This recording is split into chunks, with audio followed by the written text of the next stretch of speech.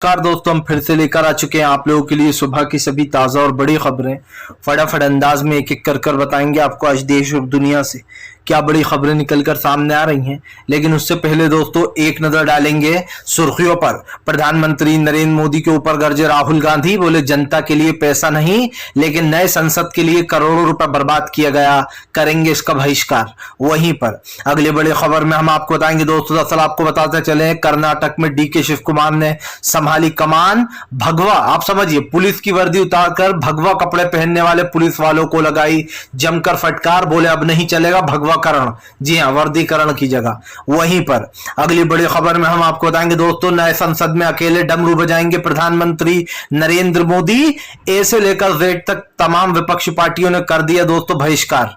वहीं पर अगली बड़ी खबर में हम आपको बताएंगे दोस्तों, सर्वे ने बढ़ा दी बीजेपी की टेंशन, राहुल गांधी बने लोगों की पहली पसंद। जी आपको बता दें, लगातार बढ़ रही राहुल गांधी की पॉपुलैरिटी। बताएंगे भारत जोड़ो यात्रा के बाद से क्यों राहुल गांधी इतने पॉपुलर हो गए।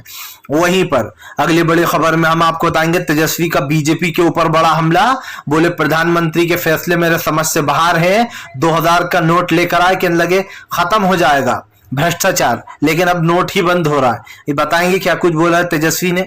वहीं पर अगली बड़ी खबर में हम आपको बताएंगे, संजय रावत का बीजेपी के ऊपर बड़ा हमला, बोले नहीं जाएंगे नए संसद में, करेंगे इसका बहिष्कार। वहीं पर अगली बड़ी खबर में हम आपको बताएंगे दोस्तों, महिला पहलवानों ने लिया बड़ा फैसला। 28 तारीख के दिन संसद के पास, नए संसद के पास होगा धरना, मोर्चा संभालेंगी महिलाएं।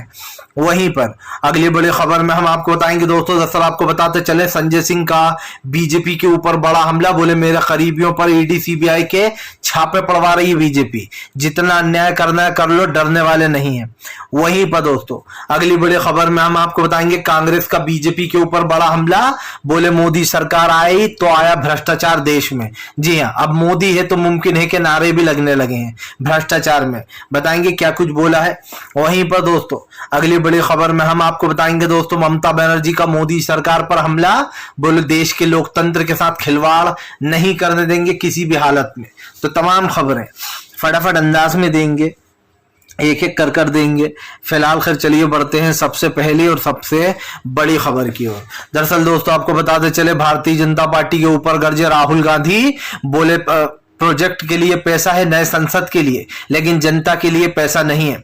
इस देश के प्रधानमंत्री नया संसद बनाकर बताना चाहते हैं कि मैंने ये काम करा है। आप समझिए दोस्तों, ताकि अमर होना चाहते हैं प्रधानमंत्री, ताकि उनके जाने के बाद भी लोग ये कहते रहे कि प्रधानमंत्री का काम था।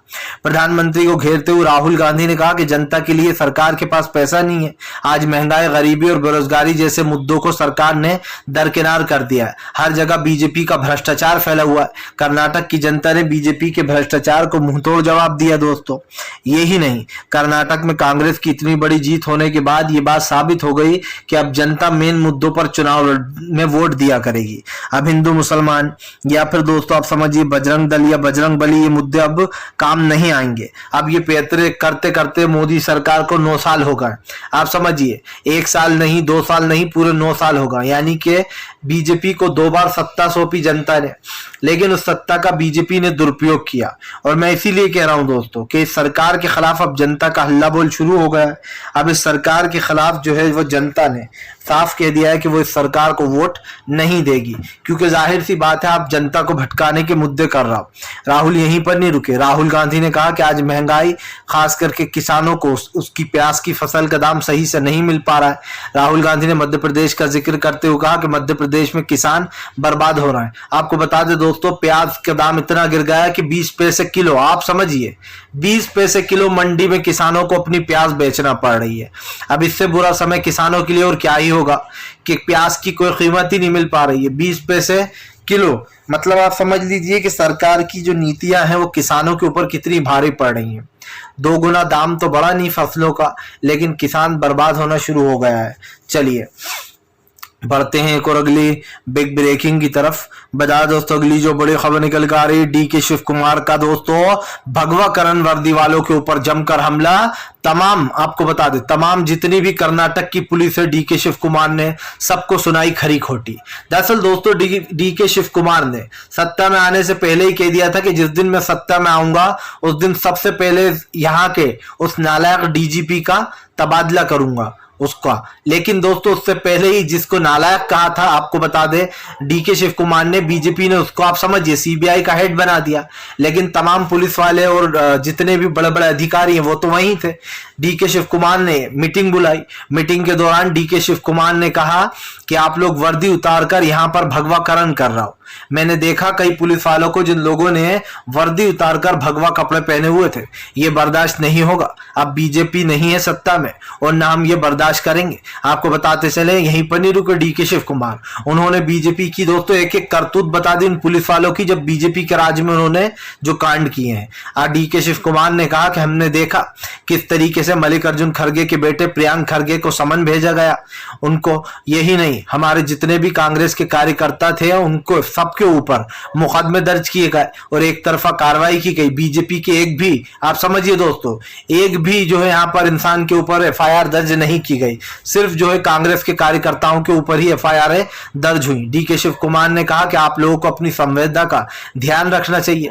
वर्दी उतारकर भगवाकरण करना ये कहाँ का जो है यहाँ पर ट्रेंड चल रहा है। अगर पुलिस वालों ने इस तरीके की हरकत की तो हम बर्दाश्त नहीं करेंगे। भाजपा का ये भगवा ट्रेंड अब गया। अब यहाँ पर ये सब कुछ नहीं चलेगा, वर्दी उतारकर भगवा पहनना। आपको बता दें डीके ही नहीं रुके, उन्होंने कहा कि भगवा रंग हमारा धर्म है, हम इसको बहुत अच्छे से मानते हैं, लेकिन इसका ये मतलब नहीं है कि हर जगह जो है भगवा रंग पहनकर जा रहा है। आप समझिए दोस्तों, मतलब क्या है भगवा रंग पहनने का?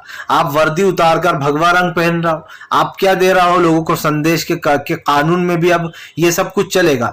यही नहीं दोस्तों, आपको याद होगा बॉम्बे सरकार के दौरान स्कूलों में पुलिस मूर्खों की तरह खड़ी रही। स्कूलों में जा जाकर लोगों ने भगवा रंग के कपड़े लहराए, मुसलमानों को चढ़ाया। यही नहीं, यहाँ तक के हिजाब पर खूब बवाल मचाया। ये किसकी वजह से हुआ था? सिर्फ बीजेपी की वजह से। चलिए बढ़ते हैं एक और अगली बिग ब्रेकिंग की तरफ। बता दोस्तों अगली जो बड़ी खबर निकल कर आ रही है, आपको बताते चले दोस्तों, नए संसद में बजाएंगे प्रधानमंत्री अकेले डमरू, तमाम विपक्ष पार्टियों ने कर दिया बहिष्कार। दरअसल दोस्तों अब प्रधानमंत्री नरेंद्र मोदी क्या करेंगे अकेले संसद भवन में, ये सबसे बड़ा सवाल है। क्योंकि विपक्ष ने तो दोस्तों इसका बायकॉट कर दिया है। विपक्ष की एक मांग थी कि अगर इस संसद का उद्घाटन कराना ही है तो देश की महामहिम यानी कि दोस्तों द्रौपदी मुर्मू से कराइए, जो कि देश की महामहिम राष्ट्रपति हैं, और ऐसा ही होना भी चाहिए दोस्तों। लेकिन प्रधानमंत्री नरेंद्र मोदी अपने हाथ से कैमरे का सुख कैसे जाने दे सकते हैं? आपको तो पता ही है प्रधानमंत्री का कैमरा प्रेम, जो कि कोरोना के टाइम भी हमें देखने को मिला था। अब वैसा ही दोस्तों जो प्रधानमंत्री का प्यार है वो उद्घाटन के लिए मचल ले रहा है उनका दिल।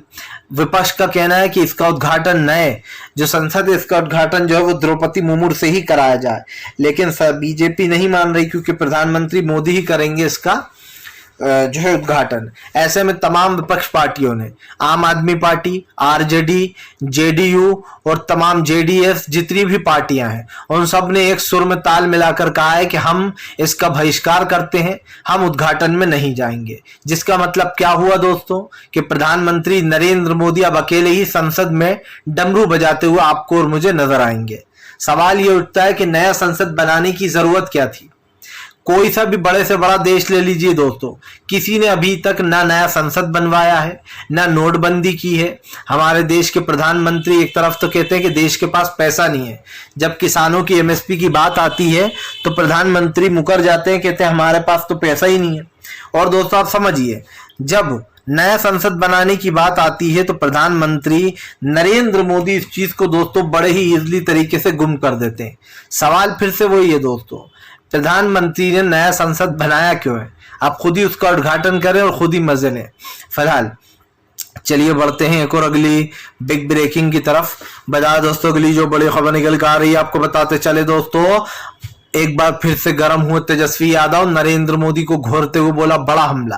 दरअसल तेजस्वी यादव ने बीजेपी के ऊपर हमला बोलते हुए कहा कि प्रधानमंत्री राष्ट्रपति का अपमान कर रहा है, वो उनके होते हुए अपने हाथ से नए संसद का जो है वो उद्घाटन कर रहा है। यहीं पर नहीं रुके तेजस्वी ने कहा कि फिलहाल प्रधानमंत्री ने कहा था कि 2000 का नोट आएगा तो भ्रष्टाचार, आतंकवाद ये सब कुछ खत्म हो जाएगा, और अगर खत्म नहीं होगा तो मुझे पब्लिकली फांसी चढ़ा देना। जिसके बाद तेजस्वी यादव ने बीजेपी बीजेपी को घेर लिया।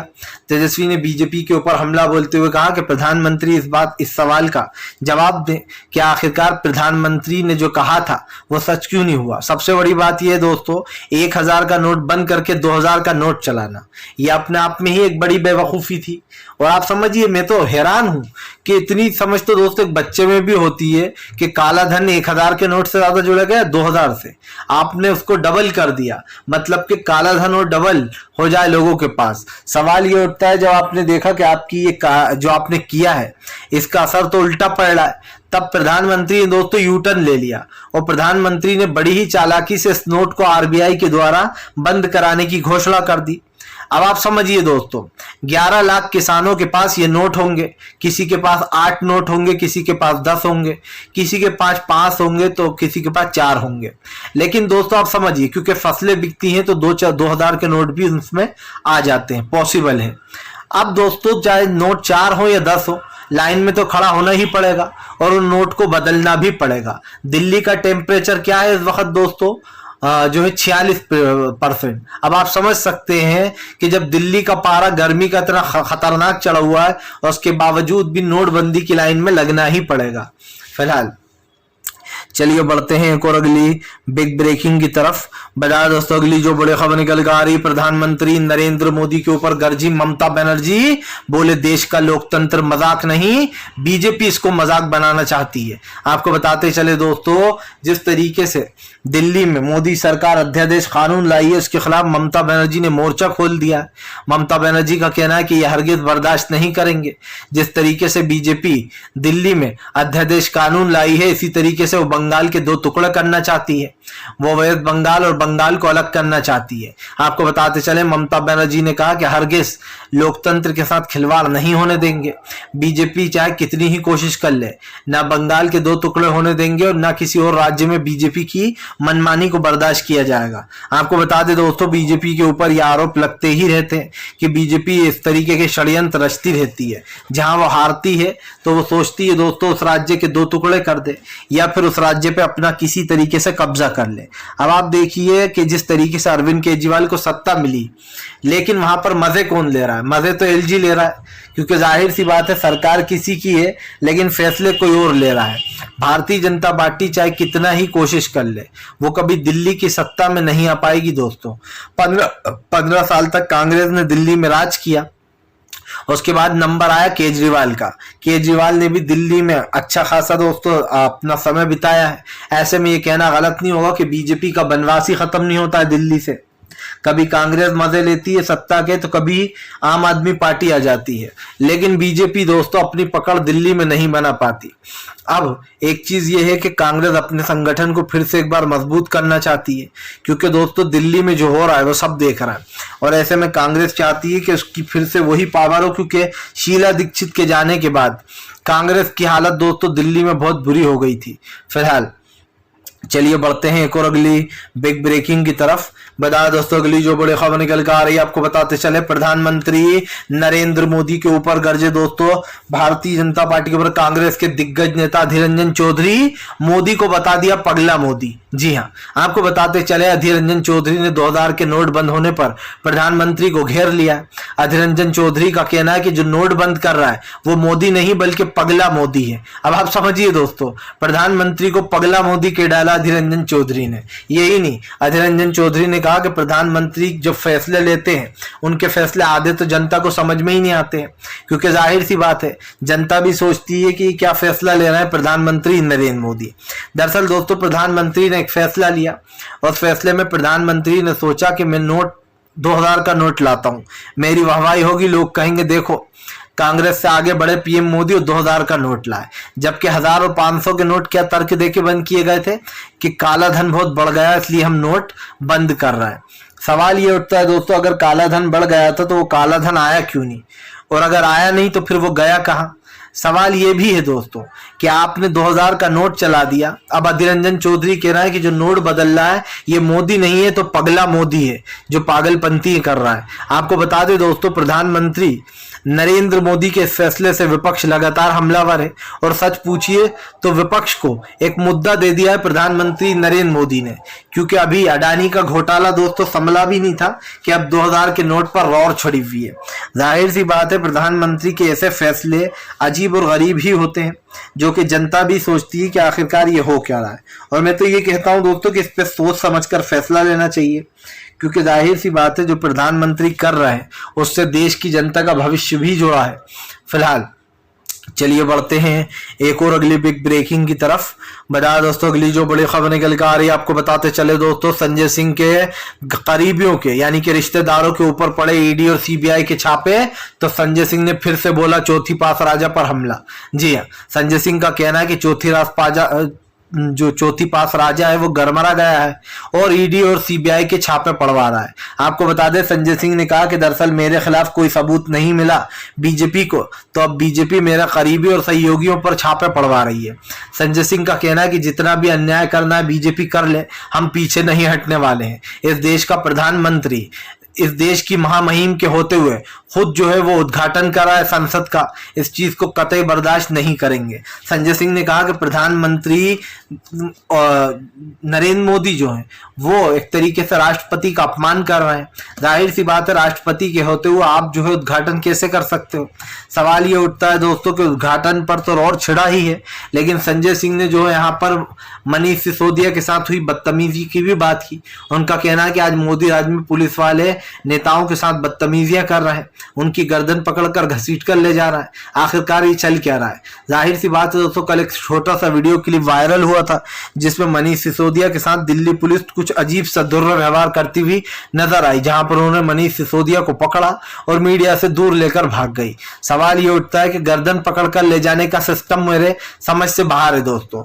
इससे पहले आपको याद होगा सपा का जो नेता है दोस्तों, उन्होंने भी यही आरोप लगाया था कि पुलिस वाले घसीटते हुए ले जाते हैं हमें, और अब मनीष सिसोदिया का ये वीडियो वायरल हो गया है। तो ये कहना गलत नहीं होगा दोस्तों कि मोदी राज में इन लोग को इंस्ट्रक्शन दी जाती है कि विपक्ष के नेताओं के साथ बदतमीजियां करो, जो मर्जी करे करो, लेकिन इन लोगों को इसी तरीके से लेके जाओ। फिलहाल अब देखना ये होगा कि विपक्ष की सरकार आने के बाद बीजेपी का क्या हाल होगा। चलिए बढ़ते हैं एक और अगली बिग ब्रेकिंग की तरफ। बता दोस्तों अगली जो बड़ी खबर निकल कर आ रही है, आपको बताते चले दोस्तों, राहुल गांधी की बड़ी पॉपुलैरिटी, भाजपाइयों में मचा हड़कंप।